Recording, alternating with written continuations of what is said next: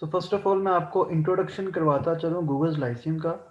तो Google's Lyceum जो है वो अगस्त 2020 से काम कर रही है और पीपीएससी के 2 बैचेस जो हैं ये भी परसों कंप्लीट हुए हैं। इसके अलावा तहसीलदार का स्पेशल बैच चल रहा है हमारा। सीएसएस का सेशन स्टार्ट होने लगा है 16 नवंबर से।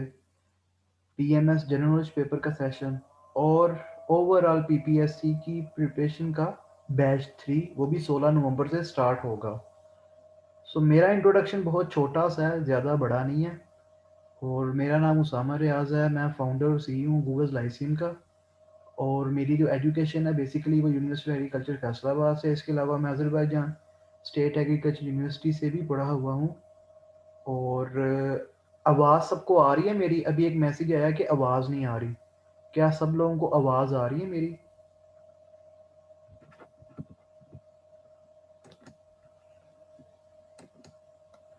जी ठीक है, ये एक न्यू यूज़र होंगी, उनको मैं ज़रा बता दूं। तो एक सबको मैं मैसेज कर दूं जिसको आवाज़ नहीं आ रही, काइंडली 1 मिनट दीजिएगा।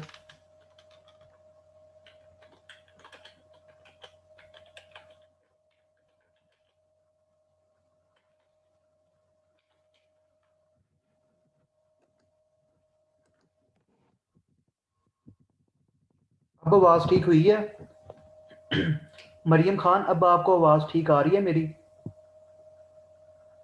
आवाज़ का इशू सॉल्व हुआ है?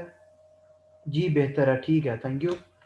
तो आवाज़ का आई होप के इशू नहीं आएगा। तो अच्छा, मैं अपना इंट्रोडक्शन करवा रहा था।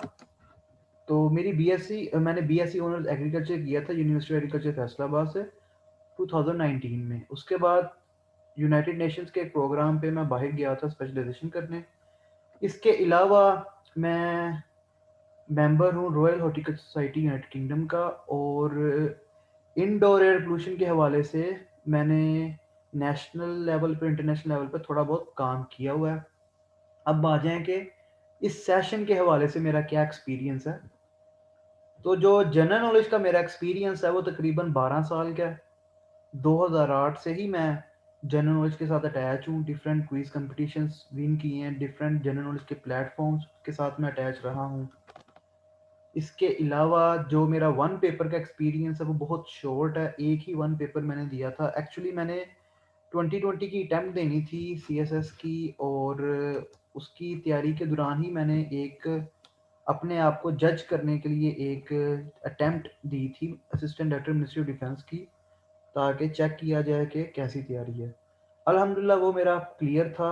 रिटर्न पहले हुआ था 200 मार्क्स का एमसीक्यू टेस्ट, जिसे आप कह सकते हैं स्क्रीनिंग टेस्ट। उसके बाद हुआ था डिस्क्रिप्टिव टेस्ट 200 मार्क्स का। अल्हम्दुलिल्लाह दोनों क्लियर थे, लेकिन फाइनल एलोकेशन नहीं थी हो सकी। और उसमें मैं थोड़ा सा नॉन सीरियस भी था, क्योंकि मेरा ये जो गोल था वो और था, तो ये नहीं था। तो ये एक साइडलाइन चीज़ थी, इसको मैंने इतना ज़्यादा सीरियस नहीं था लिया। तो लेकिन फिर भी शुक्र है कि मैं 400 लोगों में था जिन्होंने स्क्रीनिंग टेस्ट क्लियर किया। उसके बाद डिस्क्रिप्टिव टेस्ट भी मेरा ऐसे भी पास था। तो ये फर्स्ट एक्सपीरियंस बहुत ही अच्छा रहा था। तो अब बात करते हैं पीपीएससी के ऊपर। अब पीपीएससी के ऊपर मैं जब बात कर रहा हूँ, अब पीपीएससी हो या दूसरे किसी प्रोविंस का हो, तो उसका मैकेनिज्म सेम ही है, डिफरेंट नहीं होगा। पीपीएससी क्या चीज़ होती है, अक्सर स्टूडेंट पूछते हैं। स्टूडेंट्स अप्लाई भी करते हैं पीपीएससी में, काफ़ी टेस्ट भी दे लेते हैं, लेकिन फिर भी उन्हें पता नहीं चलता पीपीएससी क्या है। मैं अक्सर फेसबुक के ऊपर जब पोस्ट करता हूँ, तो जिस स्टूडेंट ने जिस पोस्ट के लिए अप्लाई किया होता है उसकी कुल कायनात वही टेस्ट होता है। और वो यही समझता है कि जिस जॉब के लिए मैंने अप्लाई किया हुआ है इसके अलावा पीपीएससी कोई जॉब ऑफर ही नहीं करता। और मुझे जो नीचे कमेंट्स में आ रहा होता है कि पीपीएससी का टेस्ट कब है, तो जब मैं पढ़ता हूँ तो मैं खुद कंफ्यूज हो जाता हूँ कि किस टेस्ट की बात कर रहे हैं। तो जब उनसे पूछा जाता है कि आप किस टेस्ट की बात कर रहे हैं, तो उन्हें खुद नहीं पता होता कि पीपीएससी में उनके टेस्ट के अलावा भी कोई और टेस्ट है। ठीक है। तो PPSC stand for Punjab public service commission. ये गवर्नमेंट का एक ऐसा डिपार्टमेंट है जिसका काम होता है लोगों को इंडक्ट करना, हायर करना, रिक्रूट करना, ठीक है, एक प्राइवेट फर्म के अंदर जिस तरह एचआर डिपार्टमेंट होता है जिसका काम होता है हायर करना, ठीक है, लोगों को रखना ज़रूरत के मुताबिक, इसी तरह जो गवर्नमेंट ऑफ पंजाब है वो पीपीएससी के थ्रू जो भी उनके रिक्वायरमेंट्स होती हैं, जो भी उनकी नीड्स होती हैं ह्यूमन रिसोर्स की, उसको वो फुल करते हैं पीपीएससी के थ्रू। अब ये पीपीएससी के थ्रू जो उनका मैकेनिज्म है वो डिफरेंट हो सकता है, यानी जो रिक्रूटमेंट का जो प्रोसेस है वो डिफरेंट हो सकता है। डिफरेंट जॉब के लिए डिफरेंट जो है वो क्राइटेरिया सेट किए जाते हैं। अब कुछ जॉब्स होती हैं उनकी इंडक्शन के लिए वन पेपर एग्जाम कंडक्ट करवाया जाता है, कुछ जॉब्स होती हैं उनकी रिक्रूटमेंट के लिए मोर देन 2-3, ठीक है, पेपर्स को कंडक्ट किया जाता है जिसे रिटन एग्जाम कहते हैं।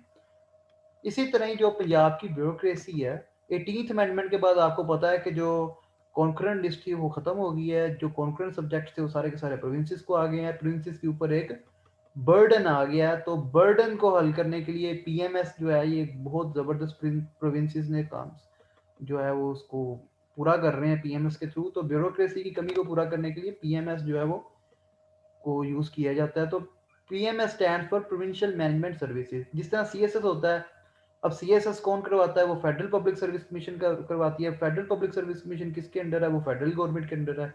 इसी तरह जो पीपीएससी है ये पंजाब गवर्नमेंट के अंडर है। जो एसपीएससी होता है वो सिंध गवर्नमेंट का है।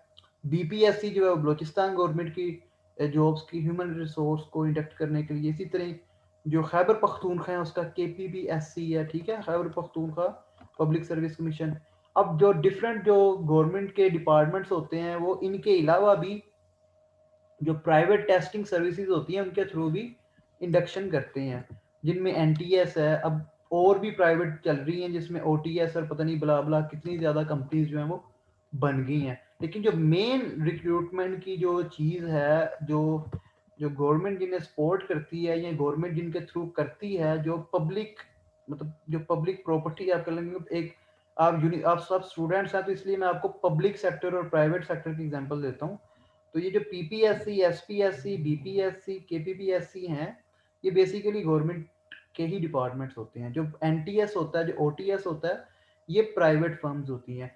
अक्सर स्टूडेंट्स जो होते हैं वो बहुत कंफ्यूज होते हैं। ये सारे का सारा आपको बताने का मकसद ये था कि एनटीएस ओटीएस गवर्नमेंट के नहीं हैं, ये प्राइवेट हैं। तो स्टूडेंट्स जो है ना अक्सर कंफ्यूज होते हैं कि वो समझ रहे होते हैं कि एनटीएस भी जो है वो गवर्नमेंट का पार्ट है, तो ऐसा बिल्कुल भी नहीं है।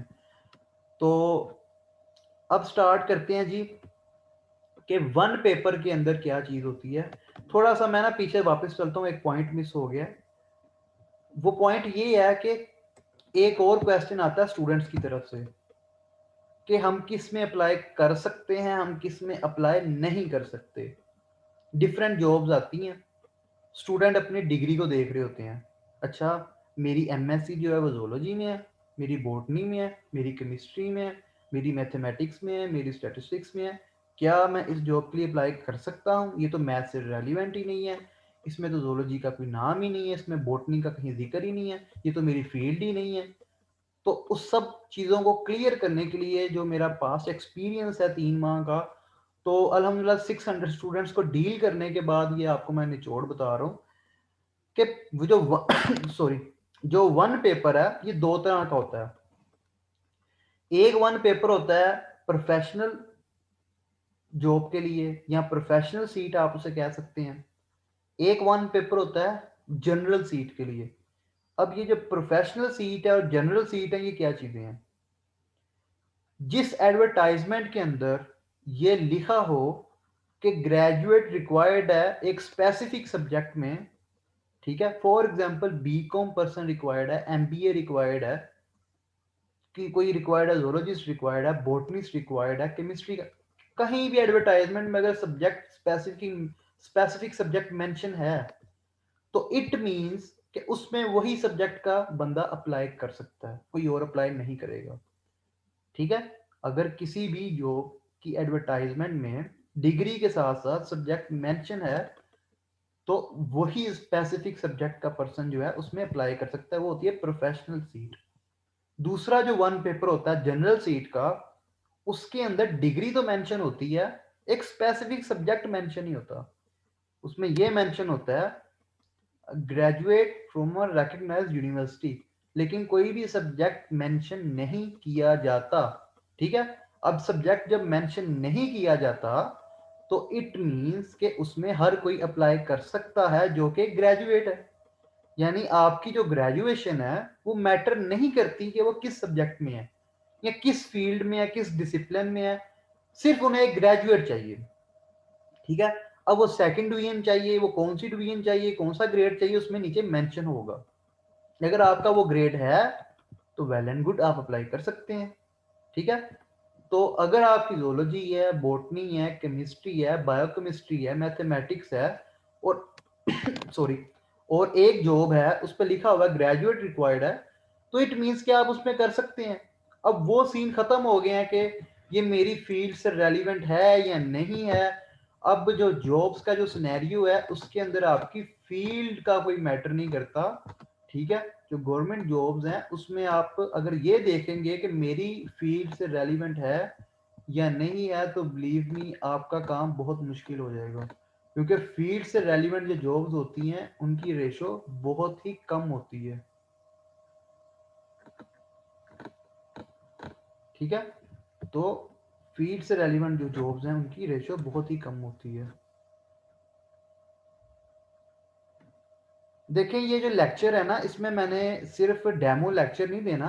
ये जो आज की हमारा जो सेशन है इसके अंदर अभी एक स्टूडेंट का क्वेश्चन आया तो इसके अंदर सिर्फ आपको सारी चीजें बताना भी होती हैं, ठीक है। आप लोग कंफ्यूज होते हैं अप्लाई करते हुए, तो अगर आपको ये चीजें पता होंगी तो आप बेहतर तरीके से अप्लाई कर सकेंगे। वरना स्टूडेंट्स जो हैं वो काफी ज्यादा चांसेस मिस कर देते हैं मिसकंसेप्शंस की बेसिस पर कि मैं क्या अप्लाई कर सकता हूँ, कर सकती हूँ, ठीक है। तो वो इसी चीज में मार खा जाते हैं। आगे वन पेपर के ऊपर बात करते हैं। अब जो वन पेपर का जो बेसिकली जो सिलेबस लिखा होता है वो लिखा होता है जनरल नॉलेज। ये जनरल सीट की मैं बात कर रहा हूँ, मैं प्रोफेशनल सीट की बात नहीं कर रहा। प्रोफेशनल सीट के अंदर, ठीक है, प्रोफेशनल सीट के अंदर ये होता है कि आपकी जो प्रोफेशनल फील्ड होती है, ठीक है, उसमें से ज्यादा पोर्शन आया होता है। जो जीके का जो पोर्शन होता है प्रोफेशनल सीट में वो 20 to 50% होता है। कुछ में 20%, कुछ में 30, कुछ में 40, ठीक है। तो प्रोफेशनल सीट का और सिनेरियो है, जनरल सीट का और सिनेरियो है। तो जनरल सीट के ऊपर मैं ओवरऑल बात करता हूँ कि जो जनरल सीट का जो होता है उसमें 100 मार्क्स का पेपर होता है, 90 मिनट्स का टाइम आपके पास होता है और उसमें लिखा होता है जनरल नॉलेज। अब जनरल नॉलेज के अंदर स्टूडेंट्स जो है ना जनरल नॉलेज को पता नहीं क्या लेते हैं, वो जनरल नॉलेज को ही समझ नहीं पाते। ये किसका कैमरा ऑन है, काइंडली इसे ऑफ कर लें।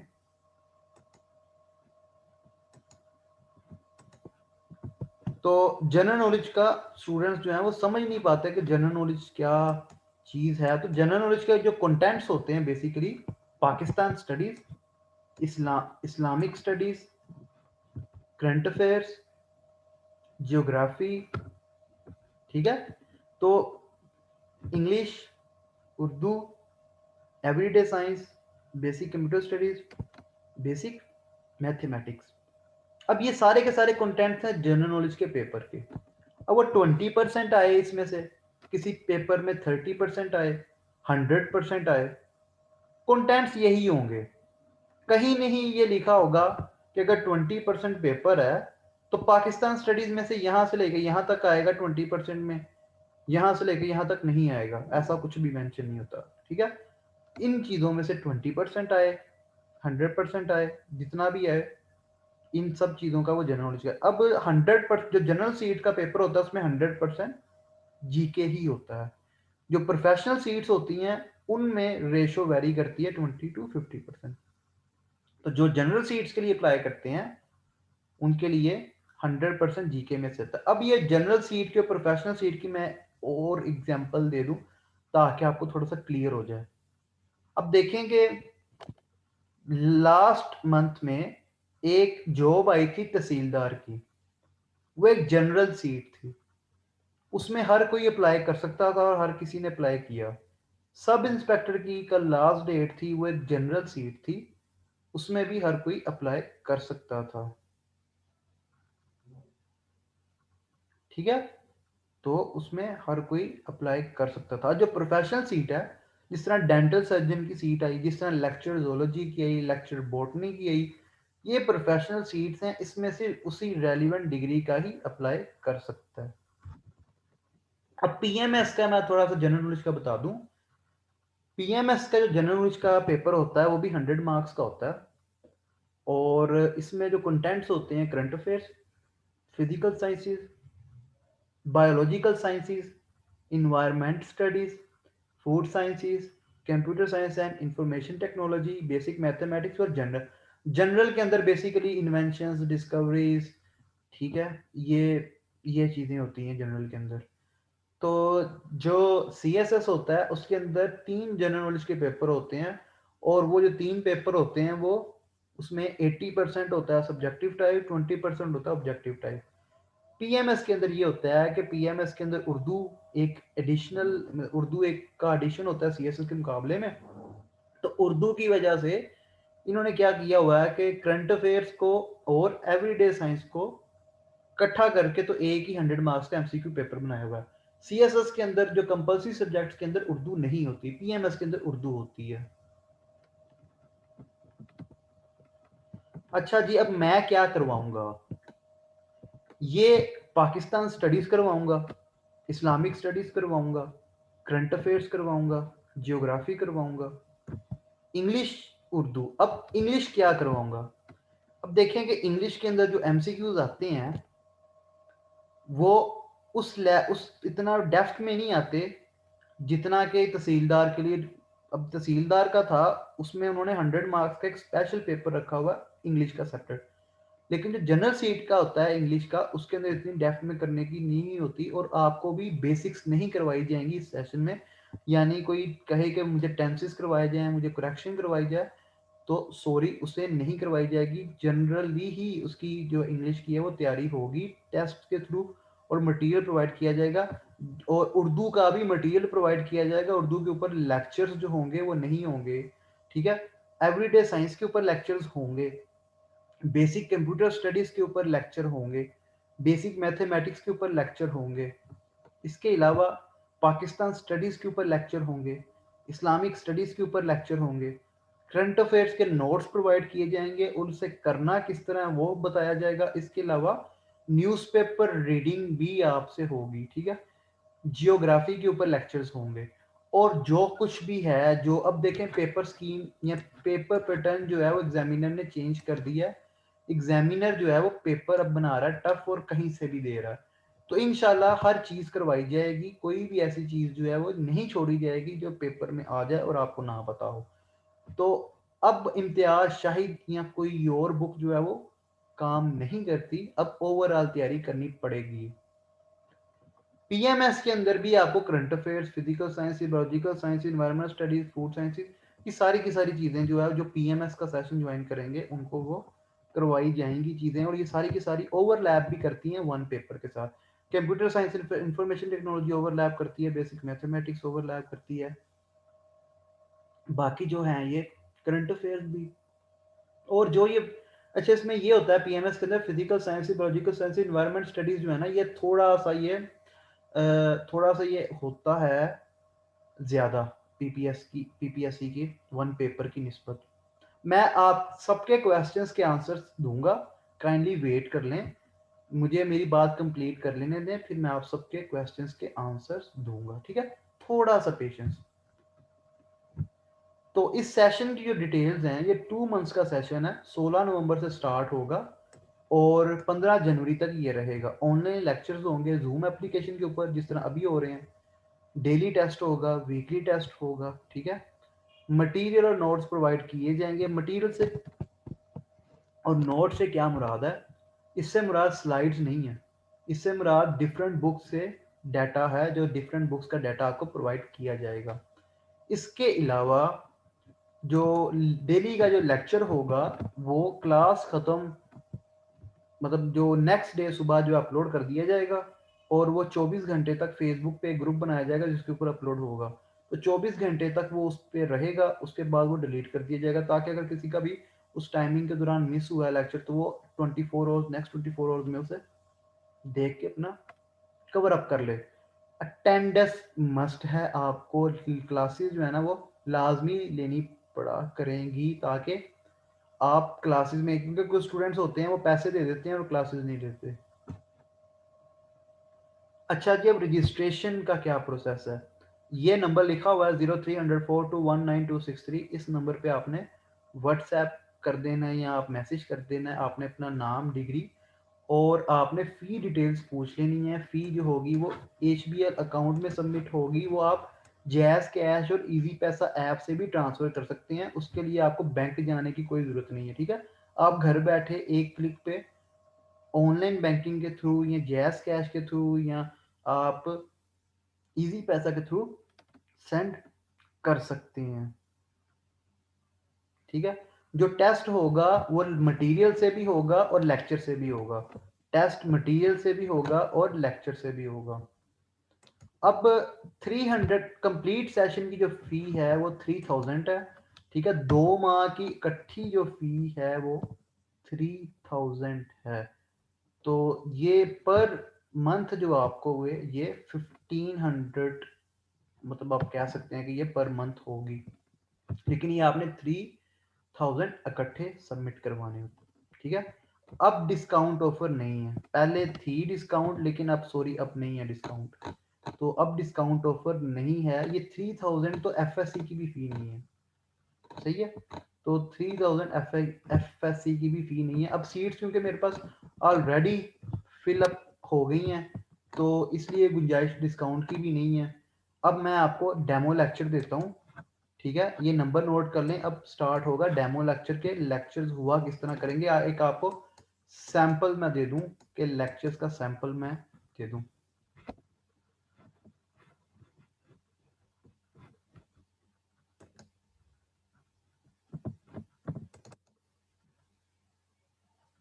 क्लास टाइमिंग मैं बताता हूँ, 8 PM है क्लास टाइम, ठीक है? 8 PM है क्लास टाइम। सॉरी, ये दोबारा वही,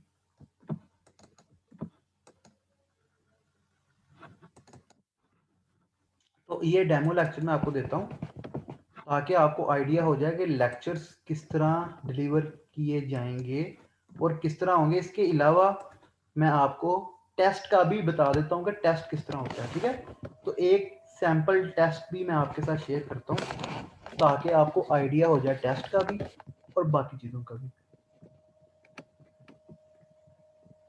जो एनालिटिकल एबिलिटी के अंदर ही, वो बेसिक मैथमेटिक्स के अंदर एनालिटिकल एबिलिटी, अच्छा जो वो एबिलिटी के क्वेश्चंस है ना वो मैथमेटिक्स के अंदर भी आते हैं, ठीक है मरियम? तो एबिलिटी के वो मैथमेटिक्स में भी आएगा। इसके अलावा जो CSS का सेशन है उसमें एबिलिटी का पोर्शन होता है, तो मरियम मैं आपको उसके साथ भी एडजस्ट कर दूंगा, ठीक है? जब एबिलिटी के लेक्चर्स होंगे उसके, तो वो मरियम मैं आपको एडजस्ट कर दूंगा उसके साथ। तो आपका केस थोड़ा सेपरेट है PPSC से, ठीक है? तो वो मैं देख लूंगा खुद ही। अच्छा जी, अब आपको जो मैं डेमो लेक्चर देने जा रहा हूँ, तो ये जो डेमो लेक्चर है ये कॉन्क्वेस्ट ऑफ सिंध से रेलिवेंट है, ठीक है? 712 के अंदर जो एक जंग हुई थी जिसके बाद सिंध को फतह किया गया, ये उससे रेलिवेंट है कि उसमें से क्या क्या क्वेश्चन पेपर में पूछे जा सकते हैं और पेपर में क्या क्या आ सकता है। तो ये एक सैंपल लेक्चर है, ठीक है, दिखाने के लिए कि आपको लेक्चर्स किस तरह दिए जाएंगे। तो CSS का जो सेशन है वो सेपरेट है। CSS का सेशन बिल्कुल सेपरेट है, वो 16 नवंबर से है। उसकी टाइमिंग भी सेपरेट है और सारा कुछ सेपरेट है उसका, ठीक है? उसका फी स्ट्रक्चर वगैरह हर चीज़ उसकी सेपरेट है। मैंने आगे क्लियर किया, स्लाइड्स नहीं मिला करेंगी, नोट्स और मटेरियल मिला करेगा डिफरेंट से। और जो रिकॉर्डिंग्स होंगी लेक्चर्स की वो 24 घंटे के लिए फेसबुक ग्रुप में अपलोड की जाएगी। अच्छा जी, बैकग्राउंड, अच्छा जी, अब कॉन्क्वेस्ट ऑफ सिंध थी, वो एक जंग थी। अब जब भी कोई जंग होती है, कोई डिस्प्यूट होता है, कोई कॉन्फ्लिक्ट होता है, कोई लड़ाई होती है, कोई झगड़ा होता है, उसमें मिनिमम 2 पार्टीज तो होती ही है ना। तो जो 2 पार्टीज को हम बारी बारी स्टडी करेंगे कि वो जो 2 पार्टीज थी जिनका कॉन्फ्लिक्ट था, जिनकी जंग थी, वो कौन सी थी, उनका बैकग्राउंड क्या था, उस टाइम कौन कौन सा बंदा जो था वो दोनों पार्टीज में था, ताकि पेपर में अगर कुछ भी आ जाए इस इंसिडेंट से रेलिवेंट, इस वार से रेलिवेंट, तो आप उसे कर सकें। ठीक है, आप पेपर में परेशान ना हो कि ये क्वेश्चन किधर से आ गया है, तो आपको पता होना चाहिए कि वो क्वेश्चन जो है कहां से आया है। तो ये फर्स्ट स्लाइड है।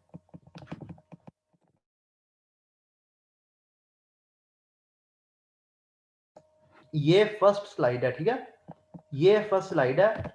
और दो पार्टीज थी कॉन्क्वेस्ट ऑफ सिंध में, एक सिंध से ताल्लुक रखती थी, दूसरी अरब वर्ल्ड से ताल्लुक रखती थी। ठीक है, अब अरब वर्ल्ड से कौन सी थी, अब सिंध से कौन सी थी, तो सबसे पहले मैं सिंध को डिस्कस करूंगा कि सिंध में उस टाइम कौन था और वो क्या था।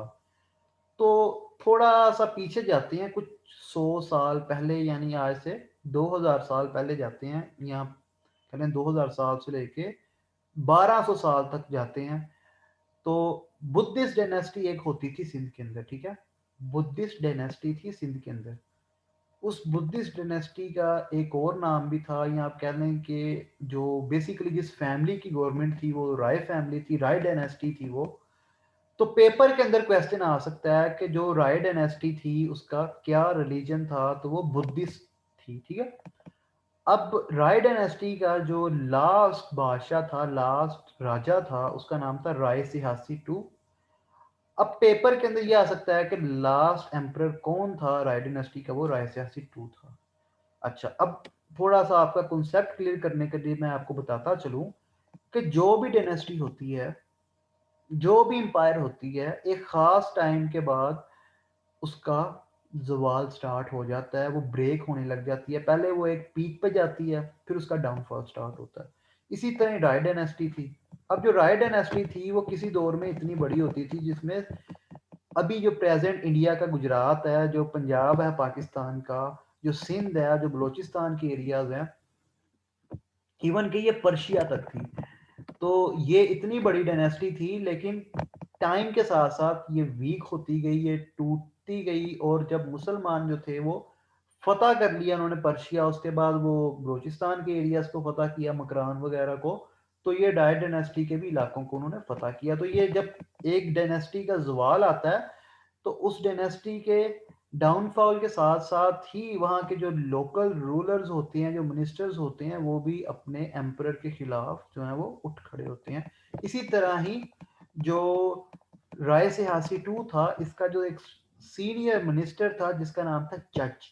तो जो चच था उसने क्वीन सुनहा देवी के साथ मिलकर, अब क्वीन सुनहा देवी कौन थी, ये राय सिहासी टू की वाइफ थी, ये उसकी क्वीन थी। तो चच ने क्वीन के साथ मिलकर राय सिहासी टू को कत्ल कर दिया और खुद तख्त के ऊपर बैठ गया। अब जो चच था वो एक हिंदू था। ठीक है, राय सिहासी टू बुद्धिस्ट था, वो बुद्धिस्ट था तो वो बुद्धिस्ट डायनेस्टी से था। अब चच जो था वो एक हिंदू था, उसने टेक ओवर कर लिया। जब इसने टेक ओवर किया तो अब किसका पीरियड स्टार्ट होता है, हिंदू डायनेस्टी का।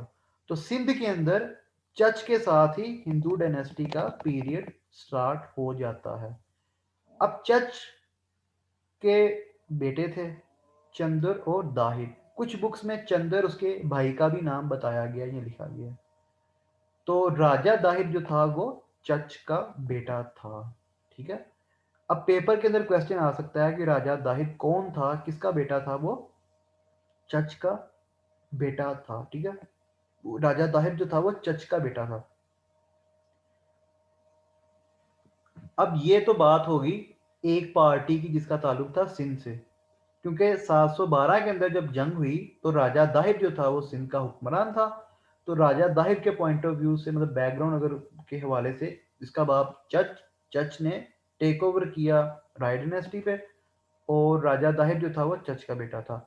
अच्छा, एक और क्वेश्चन है कि एक बुक है चचनामा। ठीक है, वो उसके ऊपर क्वेश्चन आ सकता है वो किस लैंग्वेज में वो ओरिजिनली वो हुई, तो वो पर्शियन से वो इसमें बाद में ये ट्रांसलेशन उसकी बाद में ये हुई थी। ठीक है, तो पर्शियन से वो, यानी पर्शियन से, फारसी से उसे किया गया, अगर इसके ऊपर एमसीक्यू आ जाए तो। अब दूसरी पार्टी कौन थी, दूसरी जो पार्टी थी वो थी उमैया कैलिफेट। अब उमैया कैलिफेट की मैं थोड़ी सी आपको बैकग्राउंड बताता चलूं उमैया कैलिफेट की बुनियाद 661 में रखी गई। किसने रखी थी? इसके फाउंडर कौन थे? वो थे माविया वन, या जिसे हम कहते हैं, जिन्हें हम कहते हैं, ठीक है, जिन्हें हम कहते हैं अमीर माविया इब्ने अबी सफियान। तो जो अमीर माविया थे उन्होंने उमैया कैलिफेट की बुनियाद रखी। अब उमैया कैलिफेट है, इसके अंदर से क्या क्या क्वेश्चन आ सकता है इस स्लाइड में से? इसमें से ये क्वेश्चन आ सकता है कि उमैया कैलिफेट का फाउंडर कौन है? तो वो अमीर माविया थे, और इन्हें इंग्लिश में आप माविया वन भी कह सकते हैं। अब इसमें से एक और क्वेश्चन आ सकता है कि उमैया कैलिफेट डिसॉल्व कब हुई, या ये ख़त्म कब हुई? ये 750 एडी में हुई। फिर ये भी क्वेश्चन आ सकता है कि उमैया कैलिफेट में लास्ट रूलर कौन था? वो था मरवान टू। तो मरवान इब्ने मोहम्मद इब्ने मरवान जो थे, इनका वैसे अरेबिक नेम था। तो 661 में ये इस्टेब्लिश्ड हुई, 750 में ये डिसॉल्व हुई। फाउंडर कौन था, लास्ट कौन था? ये क्वेश्चंस पेपर में बन सकते हैं, पेपर में पूछे जा सकते हैं। तो मैं नेक्स्ट स्लाइड की तरफ मूव करता हूँ।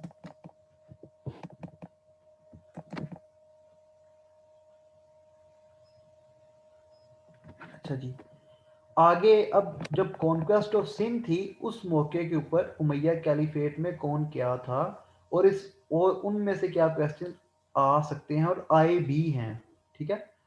तो उमैया कैलिफेट के उस टाइम जो कैलिफ थे वो थे अल वलीद वन, या अबू अल अब्बास अल वलीद इब्ने अब्दुल मालिक इब्ने मरवान। ये आप सिंपली कह सकते हैं वलीद बिन अब्दुल मालिक। सिंपली जो नाम है ना, वो वलीद बिन अब्दुल मालिक आप कह सकते हैं। तो वलीद बिन अब्दुल मालिक जो थे वो खलीफा थे उमैया कैलिफेट के उस टाइम। तो वलीद बिन अब्दुल मालिक के जो एक स्पेशल जो उनके गवर्नर थे, वो थे हिजाज बिन यूसुफ, या हिजाज इब्ने यूसुफ। तो हिजाज बिन यूसुफ जो थे, ये वलीद बिन अब्दुल मालिक के एक स्पेशल गवर्नर थे। वलीद बिन अब्दुल मालिक ने हिजाज बिन यूसुफ को स्पेशल पावर्स दी हुई थी। जितने भी ईस्टर्न प्रोविंसेस थे उन सब की जो देखभाल थी, जो भी उनके जो एडमिनिस्ट्रेटिव इश्यूज थे, या जो जितनी भी एडमिनिस्ट्रेशन थी, जितनी भी मिलिट्री थी ईस्टर्न प्रोविंसेस की, वो सारी की सारी हिजाज बिन यूसुफ के ही कमांड में थी। तो हिजाज बिन यूसुफ कह सकते हैं आप वलीद बिन अब्दुल मालिक के राइट हैंड थे उस टाइम पे। तो हिजाज बिन यूसुफ का मोहम्मद बिन कासिम के साथ क्या रिलेशनशिप था? अब जब सिंध फतह हुआ था तो किस जनरल ने फतह किया था? वो थे मोहम्मद बिन कासिम। तो मोहम्मद बिन कासिम और हिजाज बिन यूसुफ का सॉरी, ये लास्ट संडे या उससे लास्ट संडे पेपर में भी आ चुका ये क्वेश्चन। अल्हम्दुलिल्लाह मेरे स्टूडेंट्स को मैंने करवाया हुआ था, उनका ठीक हुआ।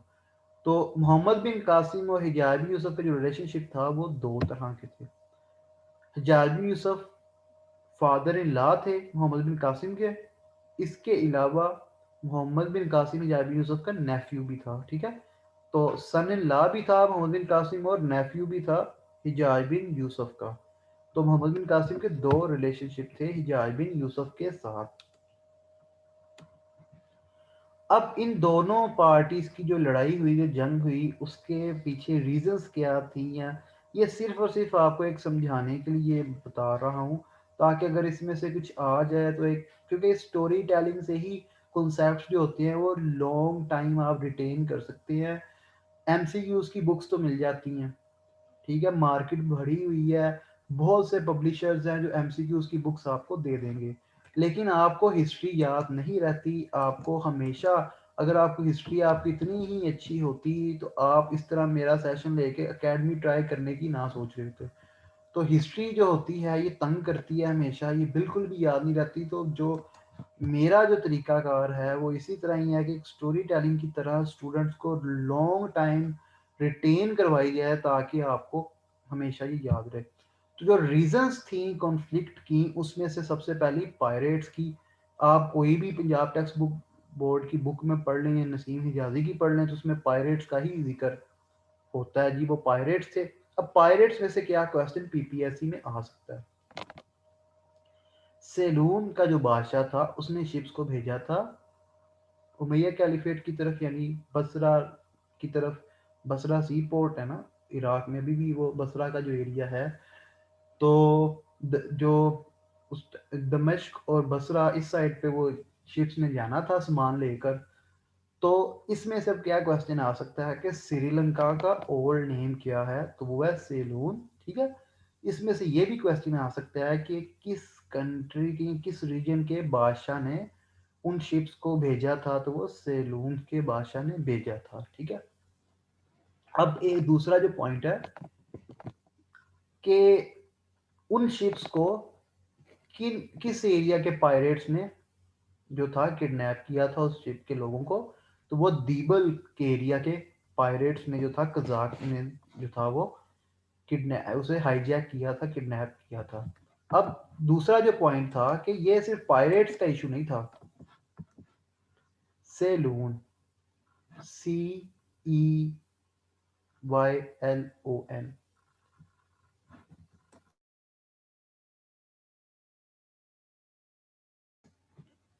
ये शाजमीन आपने सैलो में लिखा हुआ। शेल्टर टू अरब रेबल्स, इलाफी ट्राइब। अब जो सिंध के जो उस टाइम हुक्मरान थे राजा दाहिर और उनके वालिद ने भी इलाफी ट्राइब को पनाह दी हुई थी। ये जो इलाफी ट्राइब था ये बेसिकली एंटी उमैया कैलिफेट ये ट्राइब था, अरब ट्राइब था ये।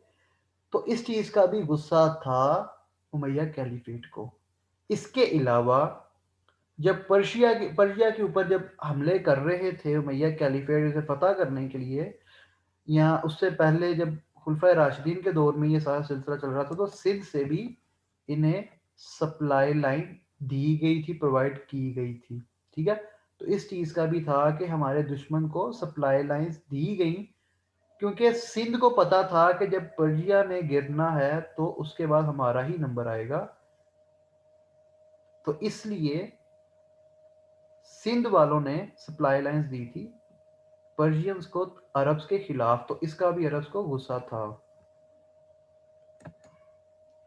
जो चौथा पॉइंट था वो था पॉलिटिकल रीजंस या रिलीजियस बेसिस के ऊपर। अब जो उमैया कैलिफेट थी उसने अपना एरिया जो था उसे बढ़ाना भी था, क्योंकि जो भी एम्पायर होती है उसका ऑब्वियसली एक मिशन होता है कि उसे एक्सपैंड करे अपनी एम्पायर को। तो सिंध जो था वो नेक्स्ट पॉइंट था पर्शिया के पास। पर्शिया के बाद यानी ईरान जो जो उस टाइम फारस था, उसके बाद जो नेक्स्ट जो इलाका था वो सिंध का ही था। तो सिंध को फतह करना जरूरी था इस्लाम को आगे मजीद फैलाने के लिए। तो इसमें बेसिकली ये मेन रीजंस थी, एक पायरेट्स की, इलाफी ट्राइब की। ठीक है, और दूसरी पॉलिटिकल और रिलीजियस रीजंस। थोड़ा सा मैं स्लो इसलिए हुआ मेरा ना थोड़ा सा गला खराब है, तो इसलिए थोड़ा सा मैं आपको स्लो बता रहा हूँ ताकि खांसी ना हो और लेक्चर डिस्टर्ब ना हो। तो अब इसके ऊपर आ जाए मोहम्मद बिन कासिम के अटैक के ऊपर कि इसमें से क्या क्वेश्चंस आ सकते हैं। तो 711 के अंदर मोहम्मद बिन कासिम चला था, और मोहम्मद बिन कासिम सिंध आने से पहले भी गवर्नर था ईरान के एक सिटी का। अब मोहम्मद बिन कासिम से पहले दो जनरल्स को हिजाज बिन यूसुफ ट्राई कर चुका था जो कि फेल हुए थे। उबैदुल्ला और बुदेल इन दो जनरल्स का नाम था जिन्हें हिजाज बिन यूसुफ पहले ट्राई कर चुका था, ये दोनों जनरल हार गए थे। मोहम्मद बिन कासिम दीबल पहुंचा 712 में। अब ये दीबल है ये करंट कराची के जो अभी करंटली जो कराची सिटी है इसके पास है दीबल। अब कराची सिटी इतना एक्सपैंड कर गया है कि दीबल हो या पिपरी जो मोहम्मद जो पोर्ट कासिम का एरिया है वो कराची के अंदर ही शामिल हो गए हैं, इतना कराची फैल गया। तो दीबल के ऊपर ही सबसे पहला जो अटैक हुआ था दीबल के ऊपर किया था मोहम्मद बिन कासिम ने, और दीबल को फतह करने के बाद इसने नीरून का किले को फतह किया। अब हैदराबाद का ओल्ड नेम क्या था, वो नीरून था। इसके बाद फिर सेवन को फतह किया। सेवन के बाद फिर रावड़ का जो किला था वहां पे इसकी जो जंग हुई राजा दाहिर के साथ। अब क्वेश्चन ये आ सकता है कि राजा दाहिर को कहाँ पे मारा, तो वो रावण में मारा। फिर ब्राह्मणाबाद का फतह किया। अब पेपर के अंदर ये क्वेश्चन आ सकता है कि जो उस टाइम सिंध के अंदर जो मतलब जो राजा दाहिर था उसकी कैपिटल सिटी कौन सी थी, तो अरोड़ था जो उस टाइम कैपिटल था सिंध का। यानी जो सिंध था उस टाइम दीबल से लेके मुल्तान तक, तो उस सिंध का जो कैपिटल था वो अरोड़ था।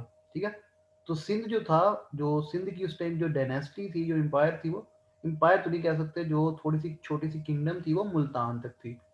तो अरोड़ को फतह करने के बाद मुल्तान की बारी आई। तो इसका जो बेटा जय सिंह था, उसने इस्लाम भी कबूल कर लिया था, राजा दाहिर के बेटे जय सिंह ने।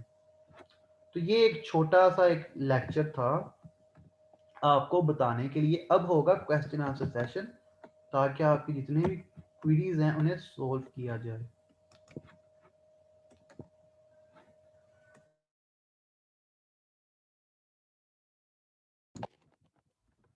आप लोग अब जितने मर्जी क्वेश्चंस पूछें, ठीक है, आप लोग अब जितने मर्जी क्वेश्चंस पूछें, अपना हैंड रेज करें, तो बारी बारी मैं आपके सब क्वेश्चंस के आंसर करता हूं, ठीक है। तो आप लोग अब क्वेश्चन आंसर्स का सेशन है। सर टाइमिंग क्या है? तो टाइमिंग जो है वो 8 PM की है, 8 PM टू 9 PM 2 वीक्स तक की है। उसके बाद 1 दिसंबर से 9 PM टू 10:30 या 11 PM हो जाएगी। चैट में एवरीवन कर देता हूँ जी, ठीक है। ये ले जी, चैट मैंने पब्लिकली कर दी है, तो चैट एवरीवन कर दी गई है जी। तो मोहम्मद ज़ीशान अशरफ जी, मोहम्मद ज़ीशान अशरफ,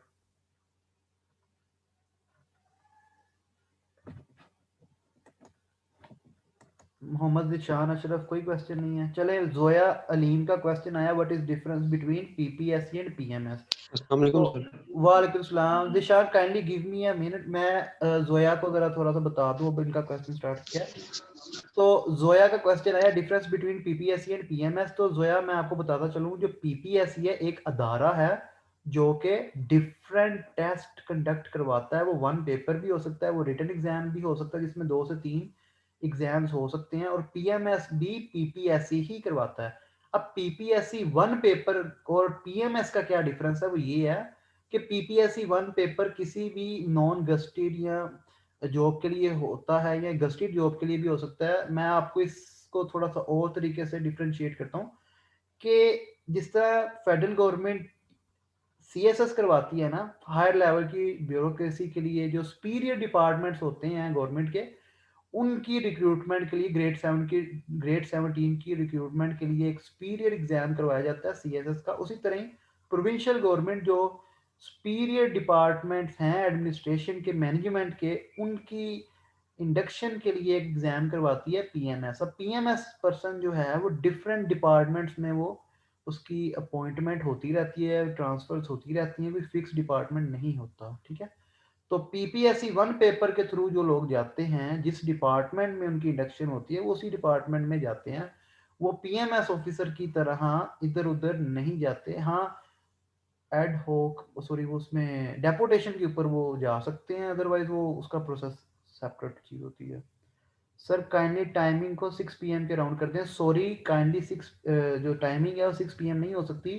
सीएसएस सेशन की टाइमिंग जो है वो 5 PM टू 8 PM है, तो इसलिए टाइमिंग जो है वो नहीं की जा सकती इसकी 6 PM। ये टाइमिंग फिक्स है, स्केड्यूल बहुत टफ है मेरा, और अल्हम्दुलिल्लाह बाकी सारे के सारे सेशंस फुल हैं, तो टाइमिंग नहीं आगे पीछे हो सकती। तो जिशान सॉरी, आपका क्या क्वेश्चन था, काइंडली बता दें। सर मेरा ये क्वेश्चन, कुछ पोस्ट में लिखा होता है like MSc math or equivalent, तो इस इक्विवेलेंट में वो डिग्री जो है वो मैथ के ही इक्वल होना लाजमी है या एनी 16 ईयर एजुकेशन? नहीं, वो मैथ के ही इक्विवेलेंट होने चाहिए। ठीक हो गया, थैंक यू। अस्सलाम वेलकम। वालेकुम सर। वालेकुम सलाम। अस्सलाम वालेकुम सर। वालेकुम सलाम। सर जो पीपीएससी का आपने ये अब तैयारी करवानी, इसके सारा आपने पढ़ाना सर कि और भी सारा जी, है? पीपीएससी का मैंने ही सारा पढ़ाना है। कंप्यूटर इंग्लिश से? हाँ जी, वो सारा कुछ मैंने ही पढ़ाना है, उसमें कोई रॉकेट साइंस नहीं है। मैं आपको आगे भी मैं पढ़ा रहा हूँ और आपको भी मैं पढ़ा दूंगा, थैंक्स। ठीक है।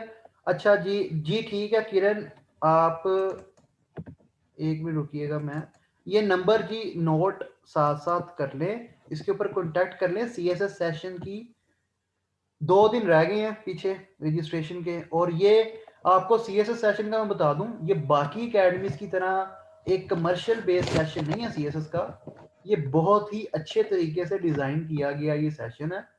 इसके अंदर इंडिविजुअली एक एक बच्चे के ऊपर फोकस करके उसकी तैयारी होगी, और जो अकेडमीज नहीं करवाती बाकी चीज़ें वो इंशाल्लाह आपको करवाई जाएंगी। उसमें काफ़ी ज़्यादा एक्टिविटीज़ हैं जो कि भी मैं आपको नहीं बता सकता, लेकिन मैं इतनी मैं गारंटी देता हूँ, ये मेरा प्रोमिस है कि किसी की भी फ़ी वो ये नहीं कहेगा कि वेस्ट हुई है।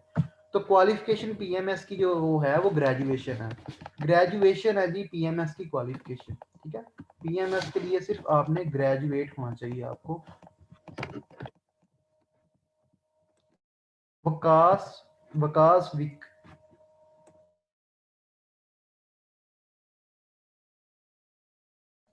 वकास विक परवेज आईफोन। परवेज आपका कोई क्वेश्चन है काइंडली पूछ लें। सीएस जी जी सर, मेरा क्वेश्चन है। अस्सलाम जी वालेकुम पूछें। सर। वालेकुम सलाम। अच्छा सर, मैंने ये पूछना था कि आप जो इंग्लिश और कंप्यूटर की तैयारी मैंने सब इंस्पेक्टर के लिए अप्लाई किया हुआ है, तो सर ये दो चीजें उसमें कवर हो जाएंगी जो आप अभी मतलब सेशन आपका स्टार्ट होगा? अच्छा परवेज मैं आपको एक चीज़ क्लियर बताता चलूँ कि सब इंस्पेक्टर का और तहसीलदार का, क्योंकि उसमें इंग्लिश का पोर्शन ज़्यादा है, तो इसलिए 26 अक्टूबर से वहाँ उसका सेशन स्टार्ट है। उसमें 2 टीचर्स हैं जी, जो पेपर 2 है वो मैं करवा रहा हूँ, और जो इंग्लिश का है वो सर ताहिर करवा रहे हैं। तो उसमें डबल लेक्चर्स होते हैं, ठीक है, उसमें डबल लेक्चर्स होते हैं, और वो इसीलिए डबल लेक्चर्स किए जाते हैं ताकि इंग्लिश और पेपर 2 है साथ साथ चले। अब ये जो 16 नवंबर से सेशन है ये कोई स्पेसिफिकली एक जॉब के लिए नहीं है, क्योंकि इसके अंदर आपको 2 माह के अंदर तैयार करना है हर जॉब के टेस्ट के हवाले से, जाके जो बिगिनर्स होते हैं, जो टकरे ना मारे बिगिनर्स, ठीक है, इसलिए उन्हें 2 माह के अंदर एक ओवरऑल तैयारी करवानी होती है। सब इंस्पेक्टर का 26 अक्टूबर को इसीलिए सेशन स्पेशल सेशन स्टार्ट किया था ताकि जो इंग्लिश है उसको अच्छी तरह से करवाया जा सके, ठीक है। इस सेशन के अंदर इंग्लिश के ऊपर मैं ये कर सकता हूँ कि जो आपकी करेक्शन ही है ना बेसिकली ज़्यादा इसके अंदर, तो करेक्शन के जो लेक्चर्स हैं वीडियोस वगैरह वो मैं शेयर कर सकता हूँ। यहाँ जो दिसंबर में जो सीएसएस के जो इंग्लिश के लेक्चर स्टार्ट होने हैं उन क्लासेस के अंदर मैं आपको अटैच कर सकता हूँ करेक्शन की क्लासेस के अंदर। बाकी जो सिनोनिम्स एंटीनिम्स ये चीज़ें ये तो मैं आपको खुद करवाऊंगा। इंग्लिश की करेक्शन या इंग्लिश की जो बेसिक्स है हमेशा इंग्लिश के टीचर से पढ़नी चाहिए। मैं खुद भी करवा सकता हूँ, लेकिन मैं परफेक्शन चाहता हूँ, और वो परफेक्शन एक इंग्लिश का टीचर ही दे सकता है ज़्यादा। तो इसलिए इंग्लिश के टीचर को, सर ताहिर को, इसीलिए जो है वो रिक्वेस्ट की गई कि सर आप आएँ। तो सर ताहिर जो है वो आपको करेक्शन करवाएंगे या जो उसके अंदर बेसिक्स हैं वो करवाएंगे, ठीक है। सर मेरा एक और क्वेश्चन है सर मेरा। जी जी सर मैंने मैंने सेल्फ स्टडी की है अभी तक, तो मैं ना एक क्वेश्चन है, बड़ा बेसिक्स है, मैं उस पे ना काफी लोग, मैं नहीं काफी लोग कंफ्यूज हैं उस अच्छा पे अच्छा जी जी कि पूछे। जो फातिमा जिनान है वो है ऑल इंडिया जो वुमेन लीग थी, जी जी ऑल इंडिया जो वुमेन मुस्लिम लीग थी, वो उन्होंने कब ज्वाइन की थी, ठीक है 1937 में या 39 में? ये बड़ा ठीक है। कंफ्यूजिंग सा सर है। इसमें ये है कि 1937 के अंदर ना कायदे आजम ने, 1934 में कायदे आजम मुस्लिम लीग के परमानेंट प्रेसिडेंट बने थे, ठीक है। अब मुस्लिम लीग की जो उस टाइम पोजीशन थी वो एक फ्यूडल पार्टी की तरह थी लगती, यानी उसके अंदर जो लोग थे वो फ्यूडल्स थे, सारे के सारे लॉर्ड्स थे, नवाब्स थे, हाई क्लास लोग थे। तो कायदे आजम ने इसे रूट लेवल पे मतलब इसकी जड़ों को फैलाने के लिए, आम लोगों तक फैलाने के लिए कायदे आजम ने फिर 1937 के अंदर इसकी तंजीमें नौ की थी। तो उस तंजीमें नौ के अंदर जो था वो फिर फातिमा जना का भी जो वीमन जो जो थी और भी थी, ठीक है। तो और फातिमा जिना के अलावा और भी खवातीन जो थी उन्होंने भी रोल प्ले किया। तो 1937 के अंदर जो था ये पार्टी की तंजीमें नो हुई थी मुस्लिम लीग की। ज्यादा जो रोल था फातिमा जिना का वो 1947 में स्टार्ट होता है, ठीक है। 1947 में फातिमा जिना ने ज्यादा टाइम लिया था 37 की बनिस्बत, ठीक है परवेज। जी जी, thank you so much sir, thank you. ठीक है। अच्छा मैं अब थोड़े से ये मैसेजेस में क्वेश्चंस आए हैं इनका मैं आंसर करता चलूं। CSS सेशन की जो फी है ये कंपलसरी सब्जेक्ट्स की जो अभी सेशन स्टार्ट हो रहा है इसकी 18,000 फी है। 6 कंपलसरी सब्जेक्ट्स हैं तो 3,000 पर सब्जेक्ट के हिसाब से फी है जो कि FSC के लेवल की बनती है जी। 2.5 माह का ये सेशन है और मैं 3 मंथ्स भी कर सकता हूँ। अगर मैं 2.5 मंथ से सेटिस्फाई ना हुआ तो मैं 3 मंथ्स भी इसे कर सकता हूँ कंपलसरी सब्जेक्ट के सेशन को, ठीक है, क्योंकि मुझे एक अच्छा सेशन चाहिए। तो इसकी 18,000 ही फी होगी कंप्लीट सेशन की फी। FSC के पर सब्जेक्ट की 1500 फी जो है ना वो आम है। तो ये तो आपको पढ़नी है 1500 से भी कम फी पर सब्जेक्ट पर मंथ के हिसाब से। तो 18,000 फी होगी कंपल्सरी सब्जेक्ट्स की। जो डिस्काउंट ऑफर थी वो खत्म हो गई है अब, क्योंकि मेरे पास सीट्स भी लगभग पूरी हैं, 3-4 सीट्स ही रह गई हैं CSS सेशन की। तो पूरी 25 रखने थे तो 21-22 हो गए हैं मेरे पास लोग। आगे क्वेश्चन है कि आप फोकस CSS पे रखेंगे, PMS को भी टाइम, PPSC को भी प्रॉपर टाइम देंगे। देखिए फोकस मेरा हर सेशन के ऊपर होगा। ये कोई चीज नहीं है कि जी CSS के ऊपर फोकस है, इसके ऊपर फोकस नहीं है। जो आपका सेशन होगा आपको 100% प्रोवाइड किया जाएगा, कोई कमी नहीं होगी। इंग्लिश में क्या क्या करवाएंगे?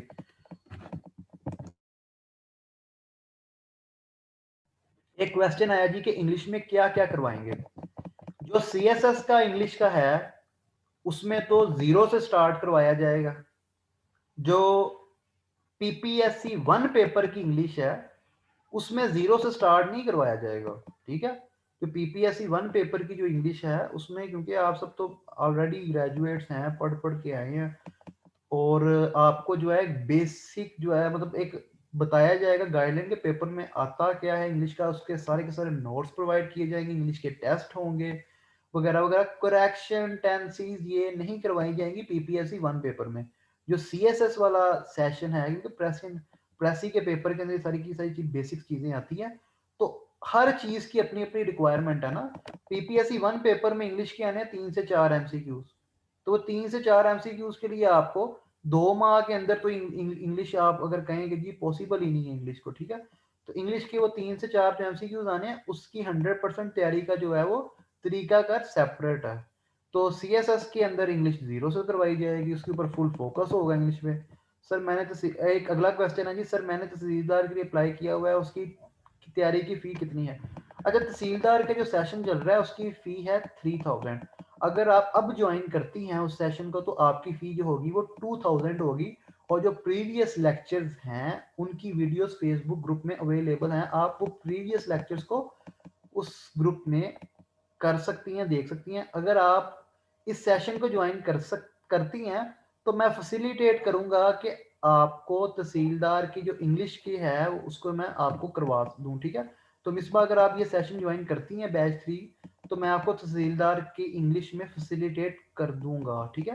तो आपका वो तहसीलदार का इसी सेशन में कवर होने की मैं पूरी ट्राई करवाऊंगा। इंग्लिश का, जीके का तो इंशाल्लाह पेपर 2 तो आपका कवर हो जाएगा, तो इंग्लिश का भी मैं फुल आपकी हेल्प करूंगा कि आपका कवर हो जाए। करंट अफेयर्स पढ़ाई जाएंगी इसमें जी, करंट अफेयर्स पढ़ाई जाएंगी, करंट अफेयर्स पढ़ाई जाएंगी। सर PMS 2021 का सेशन करवाएंगे? नहीं, PMS 2021 का सेशन नहीं होगा, सिर्फ जनरल नॉलेज पेपर को ही डील किया जाएगा, ठीक है। जनरल नॉलेज पेपर को डील किया जाएगा। हाँ, अगर कोई PMS का है तो वो CSS के वो ज्वाइन कर सकता है, उसको हेल्पफुल होगा PMS में भी। सर नेक्स्ट सेशन कब स्टार्ट होगा? नेक्स्ट सेशन तारीख किस चीज का? आप नेक्स्ट सेशन किस चीज की बात कर रहे हैं? अब ये 16 नवंबर से सेशन स्टार्ट हो रहा है, 16 नवंबर से। तो जितने भी सेशंस हैं नए वो 16 नवंबर से स्टार्ट हो रहे हैं। सर टेस्ट कैसे कंडक्ट होंगे? टेस्ट का मैं बताता चलूं जी, ये बड़ा अच्छा क्वेश्चन किया उजैर ने, मुझे भी याद अब आ गया टेस्ट का, ठीक है। तो टेस्ट का मैं बताता चलूं आपको।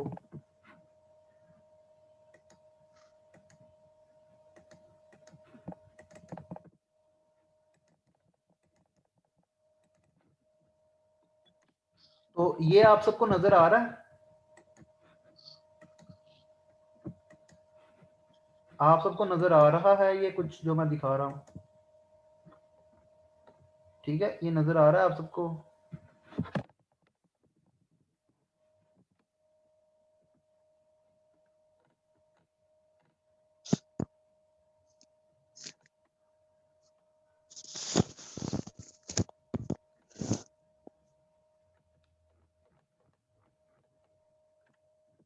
जी, तो जो टेस्ट हैं उसमें ये देखेंगे गूगल फॉर्म्स के ऊपर टेस्ट होंगे, पिछले बैचेस के टेस्ट है, ठीक है। तो ये पिछले बैचेस के ये टेस्ट हैं जो, तो एक मैं आपको सैंपल कल के टेस्ट का, मैं आपको कल के टेस्ट का ये मैं आपको थोड़ा सा किसी बड़े टेस्ट का सेंड करता हूँ मैं।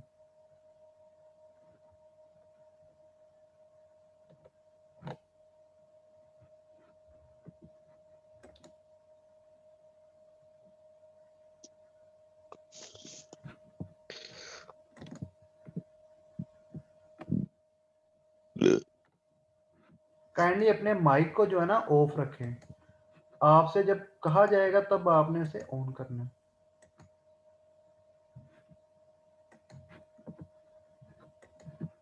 तो ये टेस्ट का सैंपल है।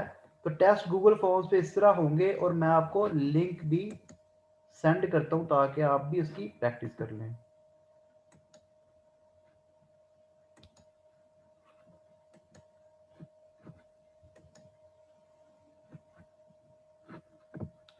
तो ये मैं आप सबको लिंक सेंड करने लगा हूं, तो आप सबको पता चल जाएगा कि ये टेस्ट का रिजल्ट किस तरह आता है और सारे के सारा, ठीक है। और क्या क्वेश्चंस थे? अच्छा, ये आप जो बात कर रहे हैं ना 1939 की, तो इसका कोई सोर्स है तो काइंडली शेयर करें। कोई बुक का आपको पता हो, कोई रेफरेंस हो तो काइंडली शेयर करें, ठीक है। तो ताकि मैं भी इसको, क्योंकि ये जनरल नॉलेज जितना बंदा पढ़े तो बढ़ता ही है, कम नहीं होता। तो अगर आप लोगों को 1939 लगता है तो काइंडली मेरे साथ सोर्स शेयर कर सकते हैं आप, क्योंकि जो मैंने अभी तक पढ़ा है वो यही है कि 1937 के अंदर जो थी वो तंजीमें नो हुई थी मुस्लिम लीग की, रिफॉर्म्स जो हुए थे 1937 में स्टार्ट हुए थे। तो कोई और ये टेस्ट है, कोई और क्वेश्चन है किसी का तो काइंडली पूछ लें।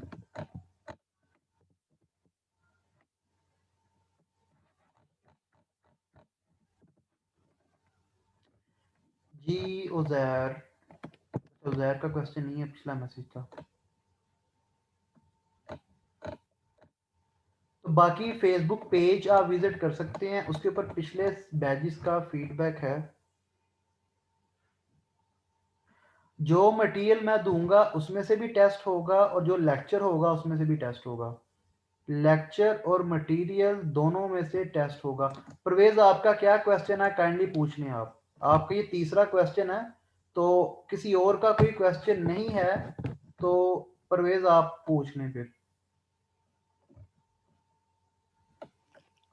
सर मेरा क्वेश्चन ये है कि पीपीएससी जो इम्तियाज शाहिद के ज्यादातर लोग वही से तैयारी कर रहे हैं जो और पास उसमें से पेपर कुछ भी नहीं आता। तो उसका ना अथेंटिक मटेरियल नहीं है अच्छा, सर। उसका अथेंटिक मटेरियल भी नहीं है कि आप 50 से 60 नंबर ले सकते हैं लेकिन पास नहीं होता पेपर। सही सही तो मैं सही। ये आपसे पूछना चाह रहा हूँ कि अगर काइंडली आप कोई कोई अथेंटिक बुक रिकमेंड कर दें, मतलब अगर डिटेल में भी पढ़नी हो तो वो अगर आप कोई बुक रिकमेंड कर दें तो।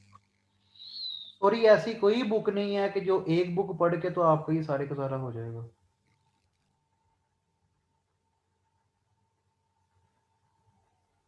सर मेरे टेस्ट में 40% इंग्लिश होती है, उसमें 60% मिनिमम मार्क्स लेने हैं। ठीक है, तो इंग्लिश का आपका क्लियर मसला हल हो जाएगा मरियम। आपका तो बिल्कुल ही पेपर ही सेपरेट है ना, आपका पीपीएससी तो है ही नहीं है, आपका तो दूसरा है।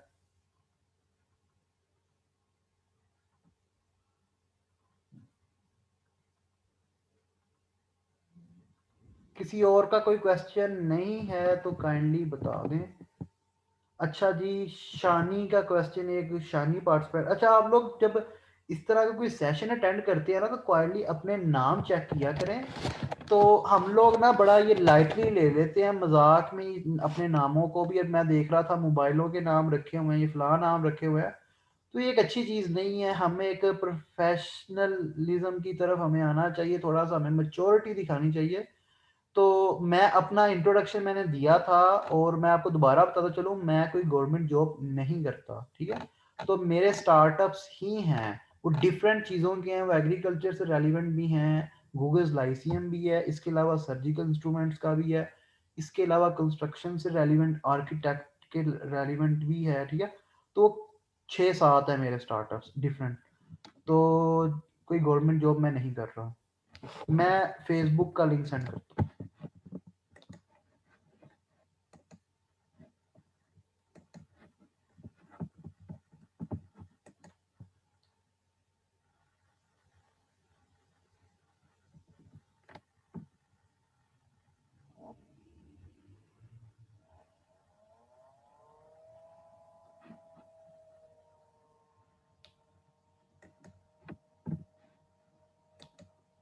एक मिनट पेज ओपन हो जाए तो मैं आपको लिंक सेंड करता हूँ फेसबुक।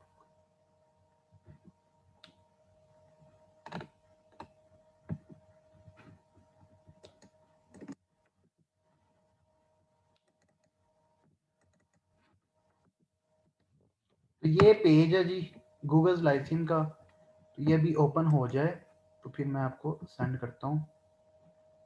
इम्तियाज शाहिद की बुक अब पेपर में काम नहीं आती।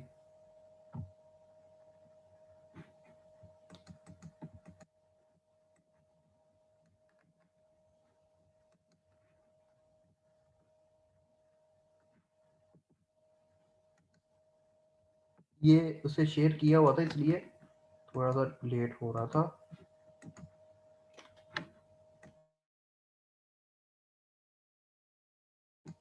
देखें, आप जितनी मर्जी बुक्स ले लें उसमें एरर आएगा, मिस्टेक्स होंगी। कोई ऐसी बुक नहीं है जिसमें एरर नहीं होगा, क्योंकि जब उसकी कंपोजिंग होती है तो उसकी ऑप्शंस जो होती हैं उसमें आ जाता है एरर। जो राइटर होता है उसका कसूर नहीं होता। मैं इम्तियाज शाहिद के ऊपर या किसी और राइटर के ऊपर ये नहीं कह सकता कि उन्होंने मटेरियल गलत दिया है। इशू आता है कंपोजिंग के टाइम पे, ठीक है। अब कंपोजिंग जो होती है, जो टाइप जो करता है वो इम्तियाज शाहिद साहब खुद तो नहीं ना करते, या जो कोई और पब्लिशर है वो खुद तो नहीं करता।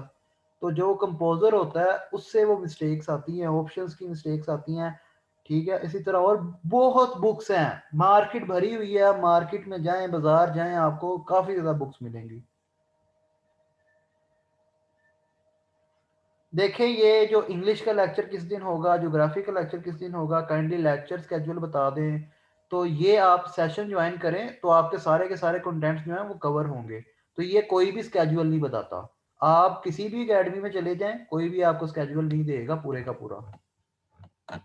तो ये आप फीडबैक पढ़ सकते हैं। अभी तहसीलदार का सेशन चल रहा है, उनका भी, पिछले बैचेस का भी, और हर क्लास का फीडबैक है। लेक्चर कब से स्टार्ट है? 16 नवंबर से लेक्चर स्टार्ट है जी।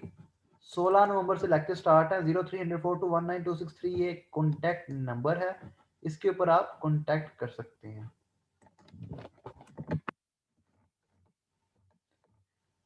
रजिस्ट्रेशन के लिए आप कॉन्टैक्ट कर सकते हैं, ठीक है। सिर्फ 18 से 19 सीट्स रह गई हैं पीछे, बाकी अल्हम्दुलिल्लाह सारी की सारी हो गई हैं। इसलिए डेमो लेक्चर रखने की ज़रूरत ही नहीं थी पढ़ रही। तो ये जो डेमो लेक्चर रखा है आज, वो इसीलिए रखा है क्योंकि थोड़ा ऐसे स्टूडेंट्स थे वो कंफ्यूज थे आप लोग। बाकी तो अल्हम्दुलिल्लाह जो मेरे पहले बैचेस के स्टूडेंट्स ही हैं तो वही प्रमोशन कर देते हैं, वही सबको जो है वो बता देते हैं, और मुझे तो इतना ज़्यादा खपने की भी जरूरत भी नहीं पड़ती प्रमोशन के लिए। तो मेरे जो पहले स्टूडेंट्स हैं वही अपने फेलोज को बता देते हैं, और उनके फेलोज जो हैं वो मेरे पास आ जाते हैं। अच्छा, मेरा परसों बैच खत्म हुआ है, बैच 1 और बैच 2 परसों खत्म हुए हैं, तो उनके टेस्ट अभी किस तरह रिजल्ट आएगा और कितने क्लियर हुए। लेकिन जो मेरे पास जो स्टूडेंट्स थे जो पहले भी पीपीएससी दे रहे थे, डिफरेंट एकेडमीज के स्टूडेंट्स जो सीएसएस की तैयारी कर रहे थे वहां पे, तो वो भी मेरे पास थे। अल्हम्दुलिल्लाह सबके सब सेटिस्फाइड। सबके सब ने कहा कि सर हम पहले 40s की लाइन में थे, अब 60s में आ गए हैं। 60s वाले कहते हैं 70s की लाइन में अब हम फील करते हैं कि हम जाएंगे, और 7। तो इम्प्रूवमेंट सबके अंदर आई है। कुछ स्टूडेंट्स तो ऐसे थे कि जो पीपीएससी देते हुए भी डर रहे थे, तो अल्हम्दुलिल्लाह उन्हें पेपर में भी बिठाने के लिए मोटिवेट किया, सारा कुछ किया, ठीक है। तो ए टू जी स्टूडेंट्स के ऊपर काम किया, ए टू जी। अल्हम्दुलिल्लाह 426 स्टूडेंट्स थे बैच 1 और 2 में। तहसीलदार में भी 170 प्लस है। इसके अंदर भी अल्हम्दुलिल्लाह अभी तक बहुत ज़्यादा, यानी 79 82 इतने रजिस्ट्रेशन हो चुकी हैं बैच 3 में। तो 100 लोग ही रखने हैं, और पीछे खुद ही हिसाब लगा लें कितनी सीट्स रह गई हैं। अगर किसी का कोई क्वेश्चन नहीं है, नंबर नोट कर लें, इस पर आपने कॉन्टैक्ट कर लेना है। अब आपकी मर्जी है, अगर आपको पसंद आया है डेमो लेक्चर, नहीं आया, इट अप टू यू कि आप ज्वाइन करते हैं या नहीं करते, ठीक है। तो ये तो आपका अपना डिसीजन है, लेकिन मैं ये गारंटी देता हूँ कि बाकी एकेडमी से आपको अच्छी तैयारी करवाई जाएगी, एक अच्छा सेशन होगा, ठीक है।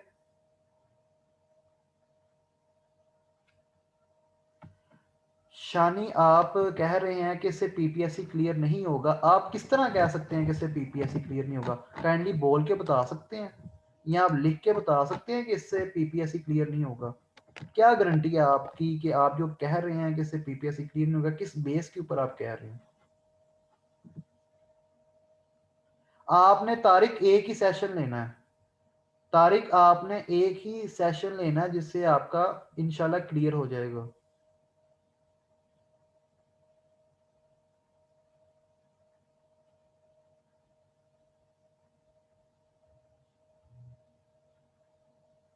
सेशन की जो ड्यूरेशन है वो 2 मंथ्स है, ये 2 माह का सेशन होगा 15 जनवरी तक, ठीक है। 16 नवंबर से ये 15 जनवरी तक का ये सेशन होगा।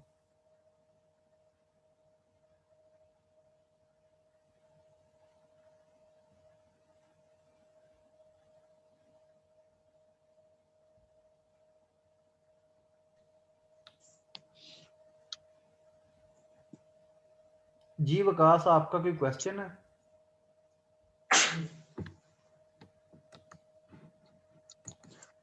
सर इंग्लिश की। जी विकास, आपका हेलो माइक। जी जी। जी, अस्सलाम वालेकुम सर। वालेकुम सलाम। सर जो सीएसएस की प्रेपरेशन है वो आप यानी कि अकेले हैंडल करेंगे या और भी आपके साथ हैं टीचर्स? सीएसएस का जो है इंग्लिश सर ताहिर करेंगे, इंग्लिश का मैं ऐसे, ठीक है, इंग्लिश की ऐसे मैं खुद करवाऊंगा, इंग्लिश के बाकी कंपलसरी भी मैं खुद ही करवाऊंगा सारे का सारा। सर ताहिर आपकी जो इंग्लिश की बेसिक्स हैं, जो इंग्लिश की असाइनमेंट्स होंगी, वो सारे के सारे सर ताहिर करेंगे। जी, kindly if you don't mind मैं पूछ सकता हूँ सर ताहिर की क्या क्वालिफिकेशन है, यानी कि वो सर फिलहाल ताहिर क्या जो कर रहे हैं? हैं, सर ताहिर जो हैं उनका 21 ईयर्स का एक्सपीरियंस है इंग्लिश का। अच्छा जी, अच्छा, थैंक यू सर। वेलकम। और आपके एक अभी पार्टिसिपेंट, मीटिंग पार्टिसिपेंट ने कहा है जी कि I think that without Imtiaz Shahid book any student can not clear test. तो शानी, ये आपका कॉन्सेप्ट नहायत ही गलत है। इम्तियाज शाहिद के बगैर जी आपके मुताबिक कोई टेस्ट नहीं क्लियर कर सकता, ये नहायत ही कॉन्सेप्ट गलत है आपका, ठीक है। तो इम्तियाज शाहिद के बगैर ही टेस्ट क्लियर हो सकता है। मैंने एक आपको चीज़ बताता चलूँ कि जो मेरा सेशन है, लेक्चर्स को इस तरह डिज़ाइन किया गया है कि हर चीज़ कवर हो। दूसरी चीज़, जो पास पेपर्स होते हैं ना, ये एक एडिशनल चीज़ होती है। तो पास पेपर्स तो मैंने आपको वैसे भी करवाने हैं, pass papers, model papers, different book से प्रैक्टिस के लिए मैंने आपको वैसे भी करवाने हैं, ठीक है। तो पास पेपर्स एक सेपरेट चीज़ है। देखिए बाकी जो अकेडमीज होती हैं, मुझे नहीं पता वहाँ पे किस तरह पढ़ाते हैं, क्या होता है, क्या सेटअप है, लेकिन इंशाल्लाह मैं लेक्चर्स के थ्रू हर चीज़ कवर करवाऊंगा, डिफरेंट बुक्स के थ्रू हर चीज़ कवर करवाऊंगा। पास पेपर्स जो हैं वो भी हम सोल्व करेंगे, लेकिन सारे का सारा इन्हिसार इम्तियाज शाहिद के ऊपर करना बेवकूफ़ी है। अगर इम्तियाज शाहिद से ही टेस्ट क्लियर होता हो तो हर बंदा जो है वो टेस्ट क्लियर करके, मतलब कि अगर टेस्ट क्लियर करना ही हो तो आपको फिर मतलब फिर आपको ये सेशन लेने की ज़रूरत ही ना होती है। आपका माइंड क्लियर होता कि जी मैंने तो इम्तियाज शाहिद करना है और मेरा टेस्ट क्लियर हो जाना है। तो इट मीन्स कि आप किसी भी बंदे के माइंड में थोड़ी सी कंफ्यूजन हो तो फिर ही वो दूसरी साइड पे जाता है ना। तो इम्तियाज शाहिद से टेस्ट क्लियर नहीं होगा आपका, इसके अलावा भी एडिशनल तैयारी करनी पड़ेगी। वन पेपर का सेशन 16 नवंबर से स्टार्ट हो रहा है। ये मंडे से वन पेपर का सेशन स्टार्ट हो जाएगा। इस मंडे से वन पेपर का सेशन जो है वो स्टार्ट हो जाएगा।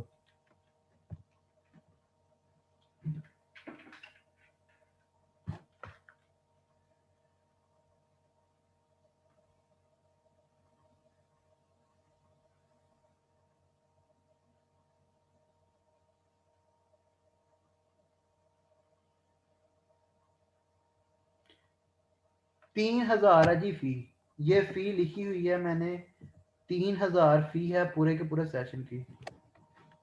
तहसीलदार का सेशन 26 अक्टूबर से स्टार्ट है ऑलरेडी, 26 अक्टूबर से क्लासेस हो रही है तहसीलदार के सेशन की।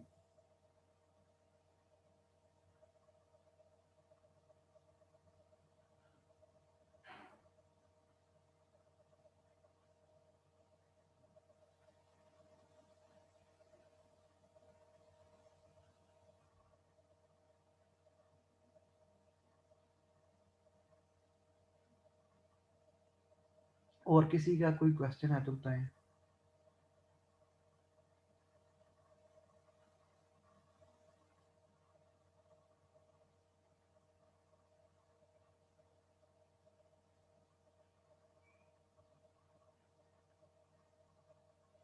ये सर ये तो ओनली पीपीएससी है 1 पेपर का, क्या मतलब? तारीख मुझे समझ नहीं है आपकी बात की। आप किसकी फी की बात कर रहे हैं? आप किस सेशन की फी का पूछना चाह रहे हैं? पीपीएससी 1 पेपर के सेशन की फी 3000 है।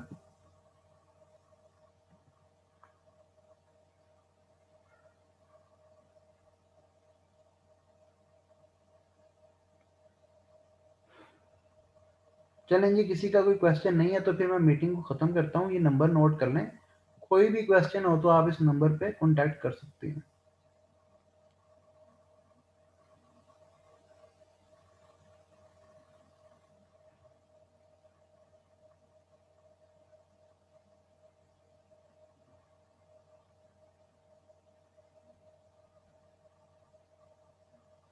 हाँ जी, 2 मंथ्स की 3000 है, 3000 से 1 रुपया भी ज्यादा नहीं, ठीक है? तो ये 3000 है, 2 माह की इकट्ठी फीस है, ठीक है? तो ये कंप्लीट सेशन फी है 3000।